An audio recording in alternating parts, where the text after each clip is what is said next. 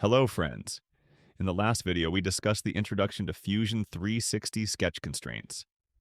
Now, let's start with the first sketch constraint tool, which is horizontal/vertical. When we select the horizontal/vertical constraint tool, Fusion 360 displays the description. It constrains a single line or 2 points to lie either on the horizontal or vertical axis, whichever is closer to the current alignment.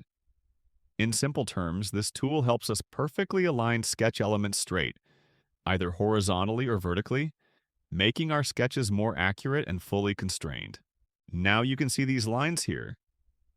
Just select the horizontal/vertical constraint, click on the first line, and you'll see it snap straight into a vertical position. Now select the next line, and this one automatically becomes horizontal. Next, select the center point of the first circle, then click on the second circle. You can see the second circle is now perfectly aligned vertically with the first one. Now select a point on the line, then select the center point of the rectangle. And there you go.